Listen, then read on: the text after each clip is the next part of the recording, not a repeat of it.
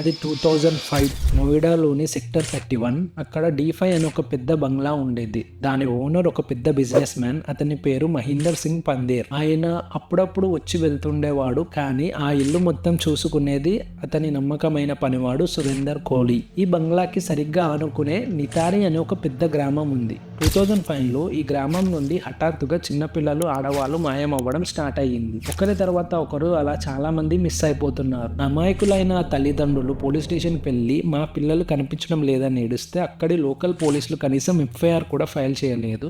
మీ పిల్లలు ఎవరితో అయినా పారిపోయి ఉంటారులే అంటూ నిర్లక్ష్యంగా సమాధానం చెప్పి పంపించేవారు. పోలీసులు చేసిన ఈ మొదటి నిర్లక్ష్యమే ఆ తర్వాత ఒక పెద్ద ఘోరానికి దారి తీసింది. 2006 మే నెలలో పాయల్ అనే ఒక 20 ఏళ్ల అమ్మాయి మిస్ అయింది. అయితే ఆమె వెళ్తూ వాళ్ళ నాన్నతో ఒక మాట చెప్పింది, నేను D5 బంగ్లాకి వెళ్తున్నాను అని. పాయల్ కనిపించకుండా పోయాక వాళ్ళ నాన్న ఊరుకోలేదు. ఎలాగైనా తన కూతుర్ని వెతకాలని ఆమె ఫోన్ లొకేషన్ ఆధారాలతో సహా హయ్యర్ అఫీషియల్స్ ని కలిశాడు. దాంతో పోలీసులు ఇన్వెస్టిగేషన్ స్టార్ట్ చేశారు. డిసెంబర్ 29, 2006న పోలీసులు ఆ D5 బంగ్లా వెనకాలన్న మురికి కాలువని తవ్వడం స్టార్ట్ చేశారు. అక్కడ బయటపడ్డ దృశ్యాలు చూసి అక్కడున్న ఆఫీసర్లు కూడా షాక్ అయిపోయారు. ఆ కాలువలో ప్లాస్టిక్ బ్యాగుల్లో దాచిన ఎముకలు, పుర్రెలు బయటపడ్డాయి. లెక్కేస్తే మొత్తం 19 మంది ప్రాణాలు అక్కడే గాల్లో కలిసిపోయాయని తేలింది.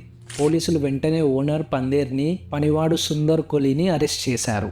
కేసు తీవ్రత చూసి దేశవ్యాప్తంగా ప్రజలు రోడ్ల మీదకు వచ్చారు. దాంతో ప్రభుత్వం ఈ కేసును CBIకి అప్పగించింది. CBI విచారణలో ఆ పనివాడు సురేందర్ కోహ్లీ ఇచ్చిన స్టేట్మెంట్ వింటే గూస్ బంప్స్ వస్తాయి. వాడు పిల్లలకి చాక్లెట్లు ఇచ్చి, బొమ్మలు ఆశ చూపి గేట్ లోపలికి పిలిచేవాడు. ఆ తర్వాత వెనక నుండి ఏదైనా బట్టతో ఆ పిల్లల ముఖాలని కప్పేసి ఊపిరాడకుండా చేసేవాడు. పిల్లలు స్పృహ తప్పిన వెంటనే ఆ చిన్నారులపై అత్యాచారం చేసేవారు. తర్వాత ఆ బాడీని బాత్రూమ్ లోకి తీసుకెళ్లి ముక్కలుగా నరికి కాలువలో పడేసేవాడు. కోర్టులో వీడికి ఏకంగా 12 కేసుల్లో ఉరి శిక్ష విధించారు. అందరూ అనుకున్నారు ఇక వీళ్లకు శిక్ష పడిపోయింది, న్యాయం జరిగిందని. కానీ ఇక్కడే అసలైన ట్విస్ట్ మొదలవుతుంది. అక్టోబర్ 2023లో అలహాబాద్ హైకోర్టు, ఆ తర్వాత మొన్నటి సంవత్సరమైన 2025లో సుప్రీంకోర్టు వీళ్ళిద్దరిని దాదాపు అన్ని కేసుల నుండి పూర్తిగా నిర్దోషులుగా విడుదల చేస్తూ సంచలన తీర్పు ఇచ్చింది. ఈ 2025 నవంబర్లో సురేందర్ కోహ్లీ జైలు నుండి బయటికి కూడా వచ్చేశాడు. అసలు అంతమందిని చంపిన వీళ్ళని ఎలా వదిలేశారు?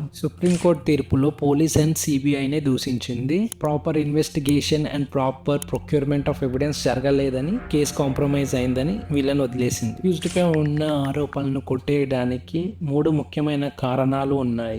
రీజన్ 1, కోహ్లీ చెప్పిన విషయాల్ని పోలీసులు వాడిని 3rd డిగ్రీ ఉపయోగించి టార్చర్ చేసి చెప్పించారని కోర్టు గుర్తించింది. లీగల్గా ఎలాంటి లాయర్ సపోర్ట్ లేకుండా తీసుకున్న కన్ఫెషన్ చెల్లదని కోర్టు తేల్చేసింది. రీజన్ 2, ఇండియన్ ఎవిడెన్స్ యాక్ట్ ప్రకారం అక్యూజ్డ్ చెప్తేనే ఒక సీక్రెట్ ప్లేస్ నుండి ఆధారం దొరకాలి. కానీ పోలీసులు కాలువలో ఎముకలు ఉన్నాయని ముందే తెలుసుకుని తవ్వకాలు జరిపారు. అంటే అక్యూజ్డ్ చెప్పకముందే పోలీసులు ఆ ప్లేస్ని వెళ్ళి తవ్వారు.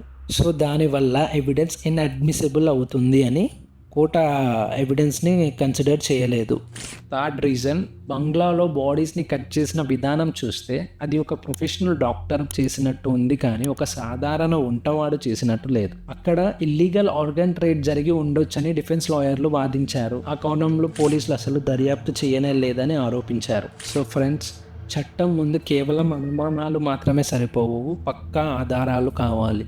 పోలీసుల నిర్లక్ష్యం, CBI సరిగ్గా ఇన్వెస్టిగేషన్ చేయకపోవడం వల్లే ఈరోజు ఆ 19 మంది అమాయక పిల్లల ప్రాణాలు తీసింది ఎవరో తెలియకుండానే కేసు క్లోజ్ అయిపోయింది. ఇది నిజంగా మన వ్యవస్థలో ఒక పెద్ద లోపమే అని చెప్పాలి. ఈ కేసు ఇన్వెస్టిగేషన్పై కోర్టు ఇచ్చిన తీర్పుపై మీ అభిప్రాయం ఏంటో కింద కమెంట్ సెక్షన్లో ఖచ్చితంగా షేర్ చేయండి. వీడియో నచ్చినట్టయితే లైక్ చేయండి. ఇలాంటి మరిన్ని ఇంట్రెస్టింగ్ క్రైమ్ మిస్టరీస్ కోసం మా ఛానల్ని ఇప్పుడే సబ్స్క్రైబ్ చేసుకోండి. Thank you.